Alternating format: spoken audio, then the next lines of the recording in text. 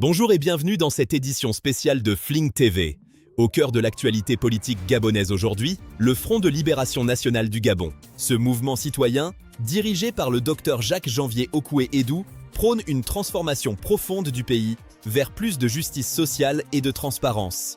L'actualité est également marquée par le nouveau code de la nationalité gabonaise adopté par ordonnance présidentielle le 26 février dernier. Une réforme qui suscite de vives réactions et alimente les débats au sein de la classe politique et de la société civile gabonaise. Écoutons à ce sujet un extrait de l'intervention du docteur Jacques-Janvier Okoué-Edou, qui dénonce les dérives potentielles de ce texte de loi. C'est un code qui est un mauvais texte de loi. Primo, il renforce le pouvoir du chef de l'État. Le chef de l'État n'a rien à voir dans effectivement l'attribution d'une nationalité. On peut évidemment laisser ça à une administration. Si seulement nos institutions fonctionnaient très bien, mais vous vous rendez compte que le président a mené un pouvoir discrétionnaire. Donc, vous voyez, actuellement, il fait dans le népotisme, le favoritisme. Donc, on peut présager qu'il pourrait donner la nationalité à qui il le veut, comme l'ont fait Ali Bongo, Omar Bongo, etc. Qu'est-ce qui va changer? Rien. Donc, on a déjà un président qui est dans l'hyper-présidentialisme, mais qui veut renforcer encore, comme si le Gabon était sa propriété. Ça va. Deuxièmement, Madame l'a dit, ça viole le principe de l'égalité des citoyens.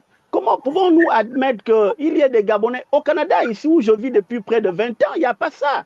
Que vous soyez noir, blanc, évidemment que les caractéristiques extérieures, il n'y a que ça qui permet de voir, mais sur mon passeport canadien, il est là. Ce n'est pas marqué canadien d'adoption, mais c'est très dangereux. C'est une rwandisation du Gabon que l'on est en train effectivement de mettre en place.